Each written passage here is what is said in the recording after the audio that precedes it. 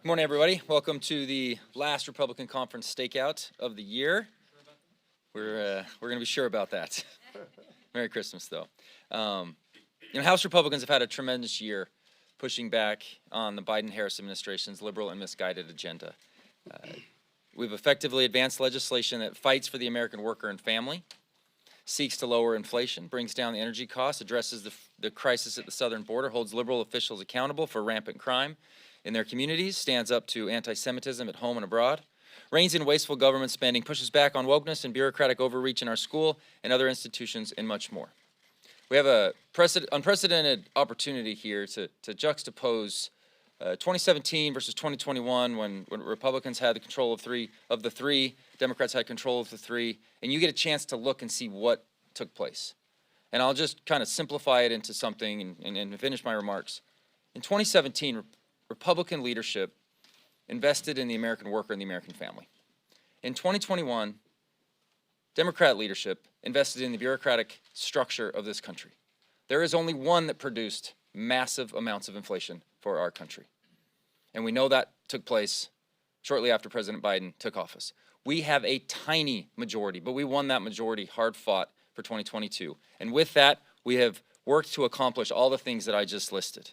We've held the Biden administration accountable and made our case for why unified Republican leadership is the best path forward in righting these wrongs. It's been an honor to be a part of these historic efforts, and I join the leadership team up here in saying that we can't wait to hit the ground running for the 119th Congress with a united House, Senate, and President Trump in the White House.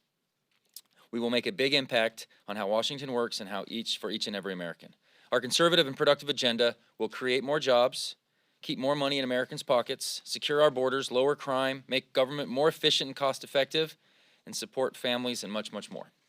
The interests of the American people will be at the heart of everything we accomplish next year, and we can't wait to get started. And with that, I turn over to our whip, Mr. Emmer.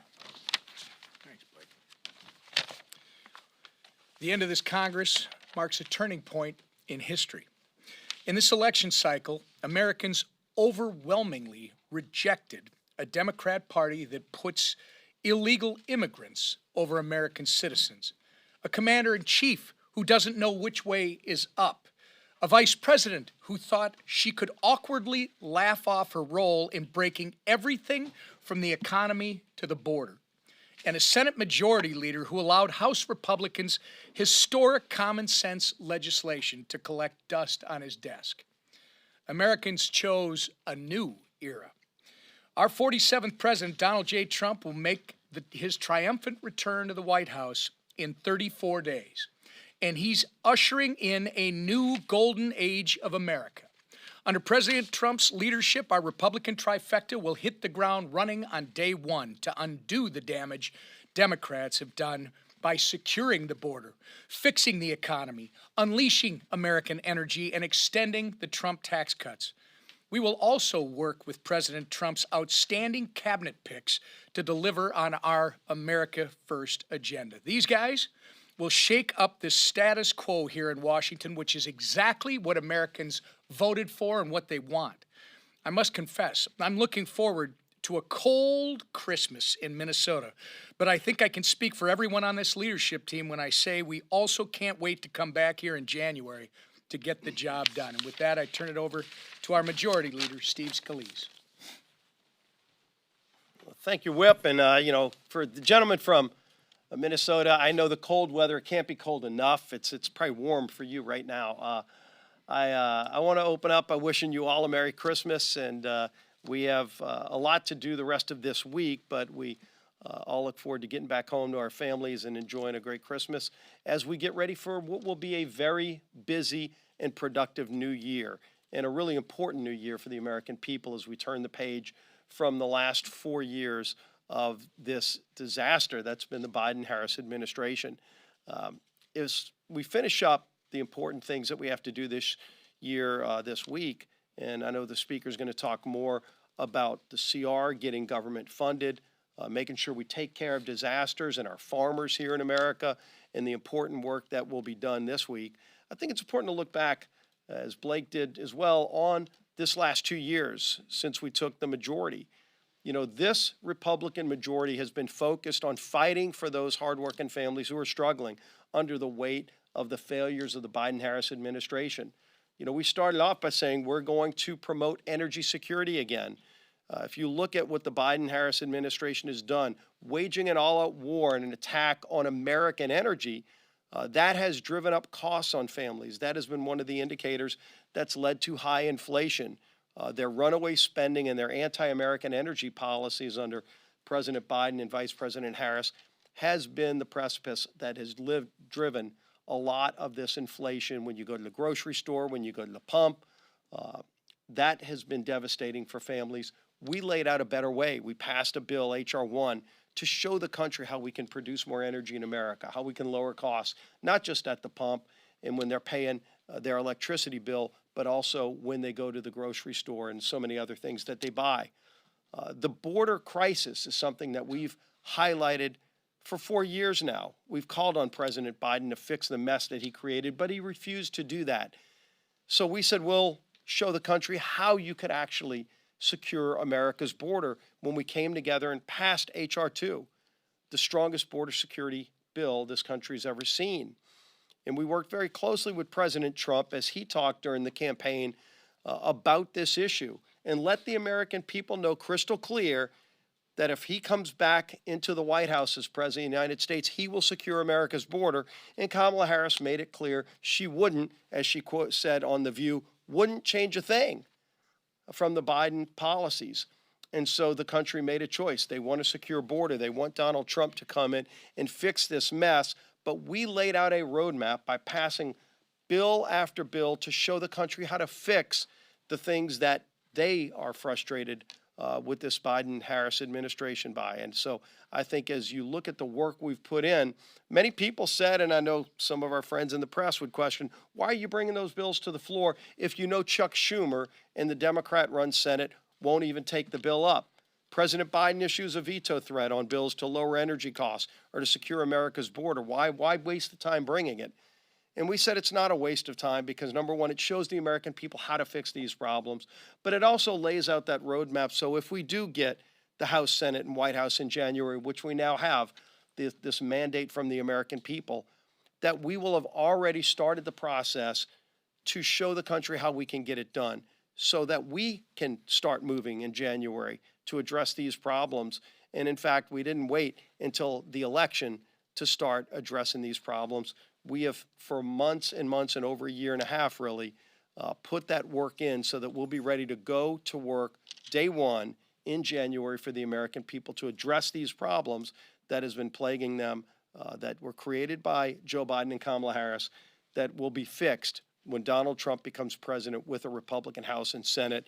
And again, as I wish you Merry Christmas, the leader of the House today and in the majority by the narrowest of margins in January, but it doesn't matter. Having the majority is what's important, is our Speaker of the House, Mike Johnson. Thank you, Mr. Leader. Good morning, Merry Christmas, Happy Hanukkah. This is a good time to be an American, and I want to tell you that we've been watching with great excitement what's happening. It's 34 days until President Trump takes the oath of office, but he's already begun the power of the Trump effect. And you see what's happening at Mar-a-Lago. There's more activity there than there is on Pennsylvania Avenue because people around the world recognize that a new sheriff is in town. The leader is back. And yesterday he announced that SoftBank will be investing $100 billion over the next 4 years and creating 100,000 new American jobs. That's just one more piece of good news. Much more to come. America is already on its way to becoming great once again, and that's just because of the change of leadership. So we're excited for President Trump's second term. You've heard a little bit about that this morning. It officially begins in January, of course, and he has an incredible team around him. I've been visiting with the various cabinet appointees, nominees. Looking forward to meeting with Kash Patel and David Sachs this week, and have been talking with all of them along the way. I think they're all on a path for confirmation, and that's an exciting thing, an important principle for us to maintain around here. The president gets to choose his team, and we're excited for that to be resolved in the early part of next year. But as we near the end of this year, I just want to say a word of thanks to the leadership team here. These friends have done a great job in helping us to lead the conference over the last year and last 2 years. helping me for the last year plus as the speaker, and Leader Scalise and Whip Emmer and Elise Stefanik, who's our conference chair, who will soon be serving the Trump administration in a new capacity. Our Vice Chairman Blake Moore, who's stepped in to fill the void here. An extraordinary team. They've done a great job, and I want to thank them for that. And despite all the challenges we had, we were able to secure key wins in this Congress. You heard Blake and Steve recount some of that, beginning with H.R. 1, the energy policy that we advanced, and H.R. 2 on the border. We held this disastrous administration accountable. We impeached Secretary Mayorkas. We held Merrick Garland in contempt of court. We fought to secure the border. We passed, as I noted, H.R. 2, the strongest border security legislation in history, and legislation to stop taxpayer funds from going to sanctuary cities and to deport illegals who've been arrested for committing crimes like violence against women and DUIs and Social Security fraud and fleeing law enforcement. We did that. We advanced that legislation. We exposed Democrat support for non-citizen voting, and we passed legislation that would ensure that only Americans vote in American elections. I think the attention that was paid to that had a big deterrent effect in the election cycle. I think we put people on notice that that's a violation of the law and a serious offense. And we have to get that legislation codified in the year ahead. We launched a house-wide investigation into anti-Semitism on college campuses to protect our Jewish students and hold administrators who sympathize with pro-terrorist students accountable. We passed legislation to counter our adversaries since the Biden administration refused to. We passed a CR to overturn the Biden-Harris administration's radical rewrite of Title IX that allows men to compete in women's sports. We cut funding for military DEI programs and eliminated the DEI office within Congress. We made sure that taxpayers are not going to fund transgender procedures for the children of military families. There's so much more. We know that we're just getting started, and there is so much ahead of us. We're excited about beginning the new Congress in January. We're eager for what's ahead. We have a lot to do. As we said on the campaign trail all year, and I said in this room many times, we have to fix everything, and that begins early in January. Let me talk briefly about the funding of the government. The CR is coming together. Bipartisan work is ongoing. We're almost there. We worked really hard to achieve consensus on a bill that responsibly funds the government into March of next year. It'll go to March 14, and that date was chosen because it coincides with the calendars of the House and Senate, and it makes sense for us to get the appropriations done. But our aim is to do it early in the year, not wait till March, and all the appropriators and the people on the committees of jurisdiction are already working to do that. We've been working around the clock to get the CR done. It was intended to be, and it was until recent days, a very simple, very clean CR, a stopgap funding measure to get us into next year when we have unified government under the Republican Party. But a couple of intervening things have occurred. We had, as we say, as we describe them, acts of God. We had these massive hurricanes, as you know, in the late fall, Helene and Milton and other disasters. We have to make sure that the Americans that were devastated by these hurricanes get the relief they need. So we are adding to this a disaster relief package, and that's critically important. Also important is the devastation that is being faced by our farming community. The agriculture sector has really struggled. They've had effectively 3 lost years, and commodity prices are a bit of a mess, and you've got input costs that are skyrocketed because of Bidenomics. You put all those factors together, droughts and all the other conditions, and you have a lot of small family farms and ranches and people who supply the food for the country in dire straits right now. And so Congress recognizes that need, and so we've had to add a little bit to that as well. So what would have been a very skinny, very simple, clean CR has been these other pieces have been added to it, and a couple of things that are related to all that. But I'm not going to get into much more detail because it's almost done, but we do expect text today, and we are going to try. Let me answer your question in advance. I believe in the 72-hour rule. I've said that to all the House Republicans this morning. I believe we ought to try to pass this on a rule to go through regular process. We're committed to all of that. We're going to take care of these obligations and get this done, and then we're going to go to work in unified government in the 119th Congress that begins in January. Last thing I'll note, today we'll be voting on the Midnight Rules Relief Act, and we all believe in the separation of powers and that it's wrong for the executive branch to circumvent Congress's role as the lawmaker under Article 1. So with this bill, we're going to make it easier for Congress to flex that Article 1 muscle, review the litany of regulations that presidents like to issue at the end of their term, House Republicans are reining in executive overreach, and I hope this is a bipartisan effort. It should be, because it's about maintaining our role as the legislative branch. The first article of the Constitution. With that, I'll take a few questions. Chad. Speaker Johnson. Good morning. Thank you. You said back in September there would be no more Christmas omnibuses. We're Yep. not doing any omnibuses. Yep. I know what you said had to be added onto this bill, but how is this not yet another Christmas tree at the holidays? Yeah, well, it's not. It's not a Christmas tree. It's not an omni. Members downstairs saying that they called this a cram down. They said it was garbage. Yeah. I mean, Well, those are they your haven't own even members seen it calling yet. that. Well, I got a couple of friends who will just say that about any end-of-year funding measure. This is not an omnibus, okay? This is a small CR that we've had to add things to that were out of our control. These are not man-made disasters. These are things that are that the federal government has an appropriate role to do. So I wish it weren't necessary. I wish we hadn't had record hurricanes in the fall, and I wish our farmers were not in a bind so much that creditors are not able to lend to them anymore. We have to be able to help those who are in these dire straits, and that's what the volume of the pages to this is. So it is not an omnibus. This is a CR. Again, we're not doing all the approach bills. We're doing a CR to patch us into the first quarter of next year so that we can put our fingerprints on what those final spending bills are, and we're looking forward to doing that. Yes, sir. Johnson. Front row. Can you give us a sense of how robust the help is for farmers? The American Farm Bureau says without a 5-year farm bill, without significant economic assistance, many farmers will go out of business. They won't be able to secure operating loans from their lenders, and they need some kind of sustenance. In fact, the president of the American Farm Bureau put a figure on it. He said, I asked him what would be satisfactory. He said 15 to $20 billion, 30 billion realistically, but that's out of the question, so somewhere between 15 and 20.